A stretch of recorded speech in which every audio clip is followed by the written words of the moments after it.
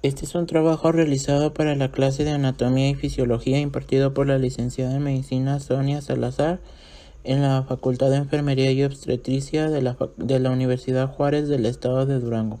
Yo les voy a hablar sobre el sistema urinario y soy Manuel Guillermo Velázquez Espino.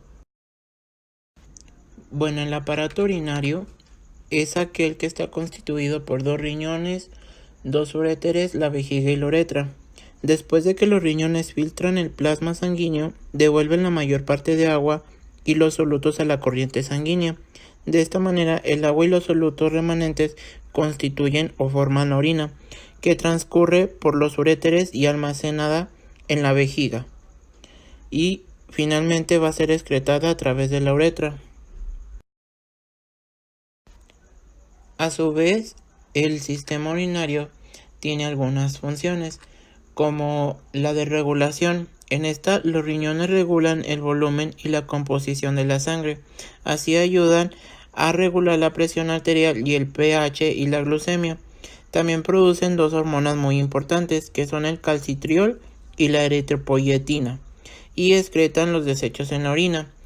Segundo, tienen de transporte, que serían los uréteres. Estos transportan la orina desde los riñones hasta la vejiga.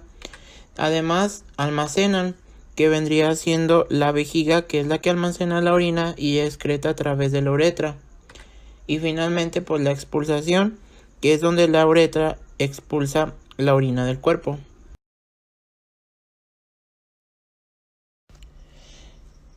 Comenzaremos hablando de algunas de las generalidades de las funciones del sistema urinario.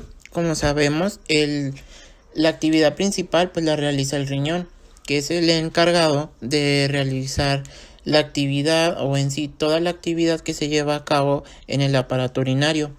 En este pues realiza diferentes funciones, como son la regulación de la composición iónica de la sangre, que es cuando los riñones ayudan a regular los niveles plasmáticos de diversos iones, como el sodio, el potasio, el calcio, entre otros.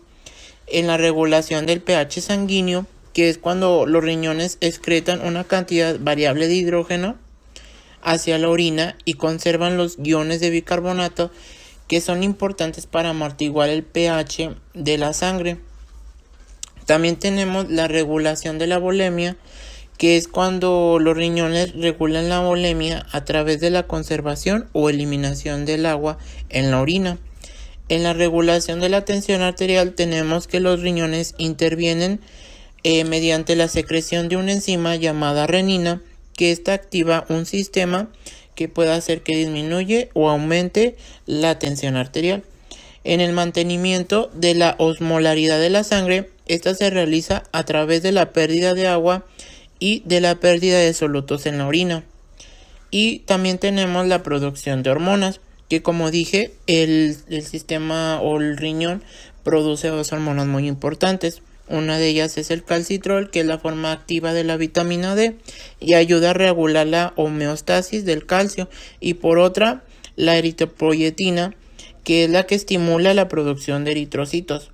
También tenemos la regulación de la glucemia. Esta, al igual que el hígado, los riñones pueden utilizar el aminoácido glutamina para la glucogénesis, que es la síntesis de nuevas moléculas de glucosa, y luego liberar glucosa hacia la sangre para mantener la glucemia normal. Y finalmente pues tenemos la excreción de los desechos y sustancias extrañas, que esta es la formación de la orina, y los riñones contribuyen a la excreción de desechos, que son las sustancias que no son útiles para el cuerpo. Algunos de los desechos excretados en la orina pues pueden ser a través o los que se realizan por reacciones metabólicas, que son el amoníaco y la urea. Bueno, comenzaremos a hablar de la anatomía y la histología de los riñones. Como sabemos anatómicamente, los riñones son órganos pares de color rojizo y con forma de alubia, que es similar a un frijolito. También tenemos que estos están situados en los flancos entre el peritoneo y la pared posterior del abdomen, y se encuentran localizados entre la última vértebra torácica y la tercera vértebra lumbar, y estos a su vez pues están protegidos en forma parcial por la undécima y la duodécima costilla. Es importante mencionar que el riñón derecho se encuentra inferior con respecto al izquierdo.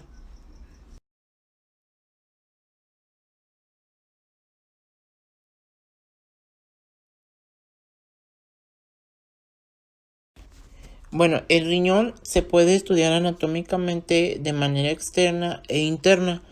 En la anatomía externa del riñón tenemos que este tiene un tamaño y longitud de 10 a 12 centímetros, un ancho de 5 a 7 centímetros, un espesor de 3 centímetros y un peso aproximadamente que oscila entre los 135 gramos a los 150 gramos.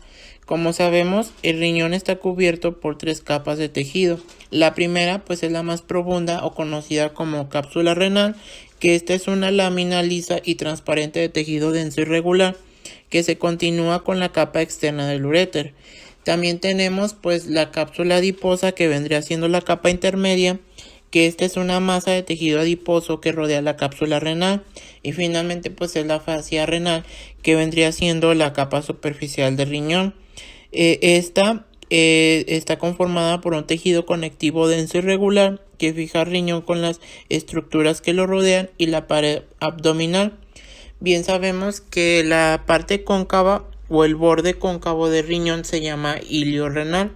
Este es a través del cual emergen el uréter junto a los vasos sanguíneos y los vasos linfáticos o los nervios. Bueno, entonces ahora comenzaremos a hablar de la anatomía interna del riñón. Cuando en el riñón se realiza un corte frontal, este muestra dos regiones. Una sería un área superficial de color rojo claro, que suele ser llamada corteza renal, y por otra parte una región profunda de un color pardo rojizo denominado médula renal. Primero, en el área superficial ya dijimos que es conocida como corteza renal, y esta se divide en una zona cortical externa y una zona juxtamedular interna. Por otra parte tenemos pues la región profunda, que es, como mencionamos, conocida como médula renal, y está compuesta de 8 a 18 pirámides renales. La papila renal es la base de cada pirámide, que se dirige hacia la corteza renal y a su vértice. Las columnas renales son todas aquellas porciones de la corteza renal que se extienden entre las pirámides renales, y pues tenemos el lóbulo renal, que es aquel que está constituido de una pirámide renal, una región de la corteza y la mitad de cada columna renal adyacente. Y luego pues tenemos el parénquima, que esta es la porción funcional del riñón, y está conformada por la corteza y las pirámides renales. Las nefronas son estructuras microscópicas dentro del parénquima, que son la unidad funcional del riñón. Tenemos los conductos papilares, que es por donde se drena el filtrado de las nefronas. Tenemos también pues los cálices menores y mayores, que son aquellas estructuras donde desembocan los conductos papilares. Tenemos pues también, como se muestra en la imagen, la pelvis renal, que es aquella cavidad más grande por donde también se va a drenar la orina. Y finalmente pues tenemos el seno renal, que es una cavidad dentro del riñón donde desemboca el ilio. Bueno, ya para finalizar este tema, vamos a hablar un poco de las generalidades de la fisiología renal. Como sabemos, para la producción de orina, las nefronas y los túbulos colectores desarrollan 3 procesos básicos, que son la filtración glomerular, la reabsorción tubular y la secreción tubular. Primero pues tenemos la filtración glomerular, que este es el primer paso en la producción de la orina. El agua y la mayor parte de los solutos del plasma atraviesan la pared de los capilares glomerulares, donde estos se van a filtrar e ingresan en la cápsula de Bowman y luego en el túbulo renal. En su segundo proceso está la reabsorción tubular, que esta es la medida en que el líquido filtrado fluye a lo largo de los túbulos renales y los túbulos colectores. Las células tubulares reabsorben cerca del 99% del agua filtrada y de diversos solutos útiles. También pues el agua y los solutos regresan a la sangre mientras ésta fluye a través de los capilares peritubulares y los vasos rectos. El término de reabsorción se refiere al regreso de las sustancias a la corriente sanguínea. En cambio, la absorción significa la entrada de sustancias nuevas al cuerpo que ocurre en el tubo digestivo.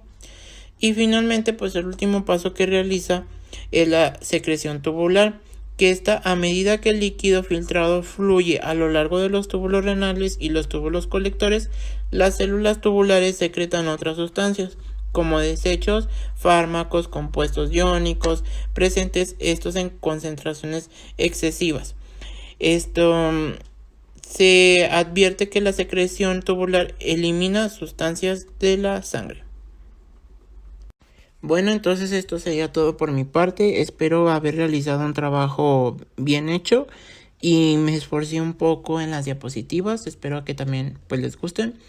Y tenemos que esta información que mencioné pues la saqué del Principios de Anatomía y Fisiología, tercera edición de Tortora. En el capítulo número 26, que es el sistema urinario. Los temas que yo mencioné pues solamente fueron generalidades de las funciones del riñón, anatomía e histología de los riñones y generalidades de fisiología renal. Y por mi parte sería todo y muchísimas gracias.